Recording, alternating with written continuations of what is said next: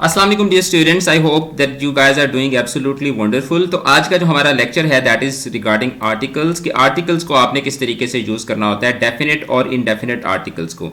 The use of article is very difficult for our students because there are no articles in Urdu language, क्योंकि उर्दू में articles use होते नहीं हैं।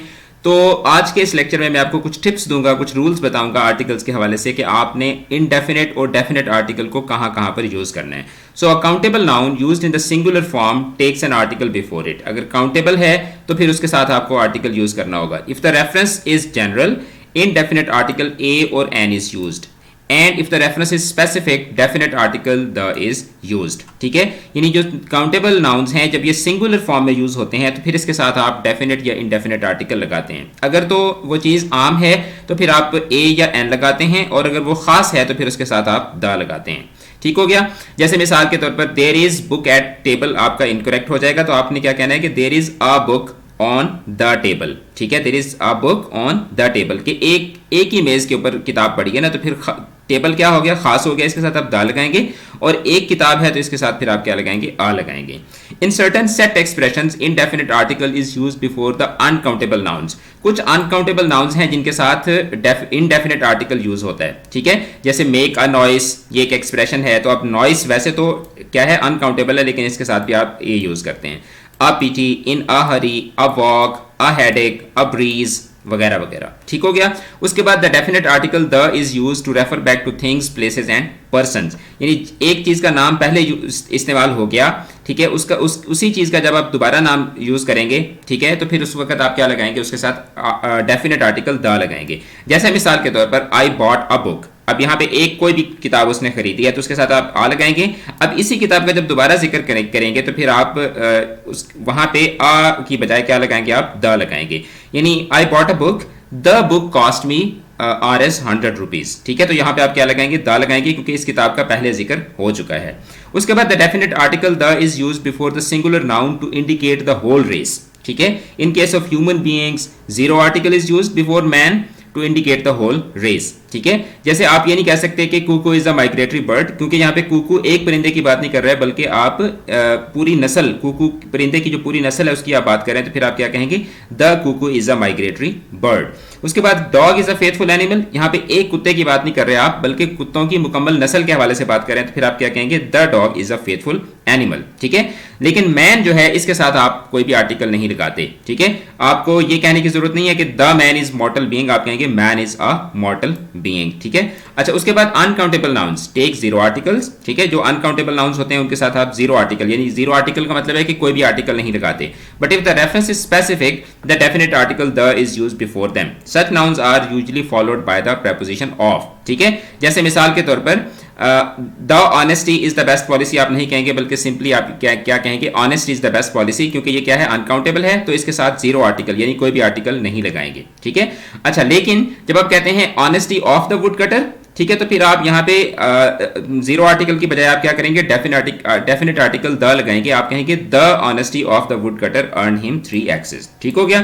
उसके बाद the definite article the is used before the common noun that is one of its type. ठीक है, जो यूनिक, बड़े यूनिक किस्म के जो कॉमन नाउन्स होते हैं उनके साथ भी आप डेफिनेट आर्टिकल द लगाते हैं। ठीक है, जैसे मिसाल के तौर पर अर्थ है। ठीक है, अब अर्थ है तो कॉमन नाउन, लेकिन ये यूनिक है, तो फिर आप क्या कहेंगे, the earth moves round the sun. तो सिंपल सन नहीं कहेंगे, बल्कि आप क्या कहेंगे, द सन कहेंगे। ठीक है, स्काई इज क्लियर नाउ, नहीं, आप कहेंगे the sky is clear now. इसी तरीके से atmosphere is very beautiful, no, the atmosphere is very beautiful. Moon makes word beautiful, no, the moon makes the word beautiful. उसके बाद the definite article the is used before a common noun already known to the speaker and the listener, यानी एक common noun के हवाले से जब आप बात कर रहे हो और उसका स्पीकर और लिसनर दोनों को ऑलरेडी पता हो, तो फिर उसके साथ भी आप क्या लगाते हैं, आर्टिकल द लगाते हैं। जैसे आप ये नहीं कहते कि a book is not available at any book stall, यानी कि आप, दिस मीन्स के बुक स्टॉल है तो वहां पे किताबें तो बहुत सारी हैं, लेकिन आप किसी खास किताब की बात कर रहे हैं। ठीक है, तो फिर आप क्या कहेंगे, the book is not available at any stall. This means के लिसनर और स्पीकर दोनों को पता है कि कौन सी किताब की बात हो रही है। ठीक हो गया। उसके बाद the definite article the is used before the directions. Direction से पहले भी आप क्या लगाते हैं, द लगाते हैं। The sun rises in the east and sets in the west, ठीक है, क्योंकि डायरेक्शन है ना, तो इसके साथ भी आप क्या लगाते हैं, आर्टिकल लगाते हैं। उसके बाद हम देख लेते हैं कि जो प्रॉपर नाउन्स होते हैं, प्रॉपर नाउन्स में से कहां कहां पर आप जो है वो द आर्टिकल लगाते हैं।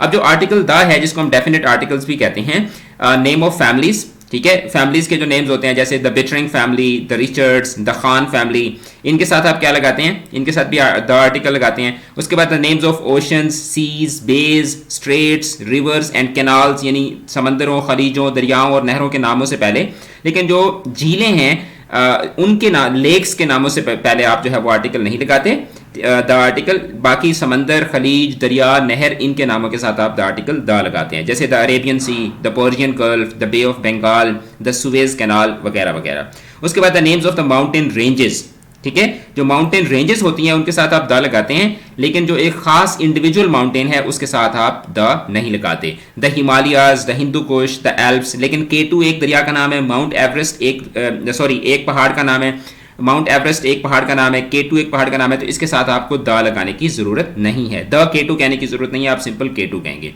उसके बाद the name of the group of islands, ठीक है, जजीरों के जो मजमूए हैं, लेकिन जो इंडिविजुअल आइलैंड है उसके साथ आप नहीं लगाते। द वेस्ट इंडीज, अब जो द वेस्ट इंडीज है ये क्या है, it's a group of islands. The east Indies ये भी क्या है, ग्रुप ऑफ आइलैंड्स है, लेकिन जब आप कहते हैं ट्रिनिडाद एंड टोबैगो तो ये एक आइलैंड का नाम है, तो इसके साथ आपको द लगाने की जरूरत नहीं है। डेजर्ट्स के जो नेम होते हैं उनके साथ भी आप द लगाते हैं, जैसे the Gobi desert, the Sahara desert, ठीक है, द थर डेजर्ट वगैरह वगैरह।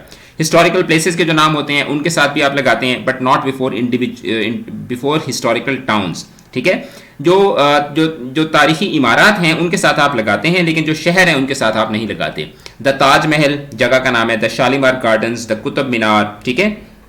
उसके बाद the names of the main events of history, the First World War, the Pakistan Resolution, the Renaissance, तो इनके साथ भी आप क्या लगाते हैं, द लगाते हैं। उसके बाद जो नेशंस के नाम होते हैं जैसे the English race, the Indians, the French, the Muslims, the Hindus, ठीक है, तो इनके साथ भी आप क्या लगाते हैं, द लगाते हैं। जो हॉली बुक्स होती हैं उनके नाम से पहले द कुरान, द बाइबल वगैरह।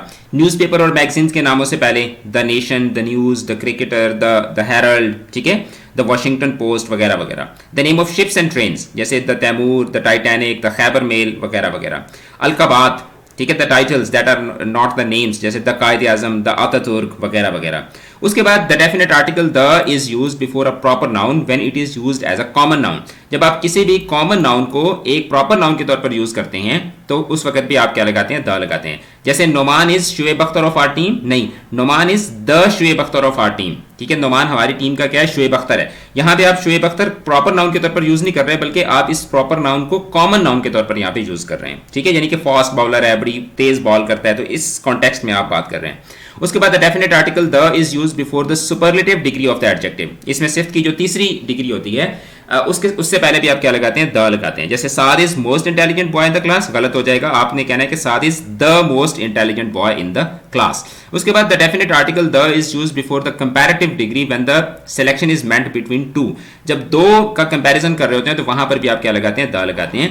यानी या आप सिंपल नहीं कहते कि Shakeel is better of the two brothers, आप कहते हैं कि Shakeel is the better of the two brothers, ठीक है। उसके बाद the definite article the is used with the comparative degree of adjective and adverbs when there is a parallel comparison, ठीक है।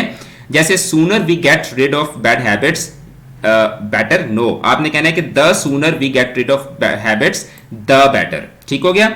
अच्छा, उसके बाद the definite article the is used before the adjectives which becomes a non-equivalent in the plural form। यानी इसमें सिर्फ के पहले दर्जे के साथ जब आर्टिकल द आता है तो वो इसम का मुतबादिल बन जाता है और इसको जमा फेल दरकार होता है, ठीक है। जैसे पुअर नीड आर हेल्प, नहीं, आप कहेंगे the poor need are help, यानी कि क्या मतलब कि गरीब लोगों को हमारी जरूरत है। उसके बाद the definite article the is used before the ordinal number, यानी फर्स्ट, सेकंड, 23rd वगैरह वगैरह, तो इसके साथ भी आप क्या लगाते हैं, द लगाते हैं। Each boy in row will collect the notebook, नहीं, आप कहेंगे कि the first boy, simple first boy नहीं, the first boy in each row will collect the notebooks. तो आज हमने जो आर्टिकल्स हैं उनके हवाले से हमने डिस्कशन की। नेक्स्ट हमारा जो लेक्चर होगा वो जीरो आर्टिकल्स के हवाले से होगा और उसके बाद हम पार्ट्स ऑफ द स्पीच की तरफ मूव कर जाएंगे। अगर आपने पिछले लेक्चर्स नहीं देखे तो उसका लिंक आपको इस वीडियो के डिस्क्रिप्शन से मिल जाएगा। अपना रखिएगा बहुत ज़्यादा ख्याल, खुदा हाफिज।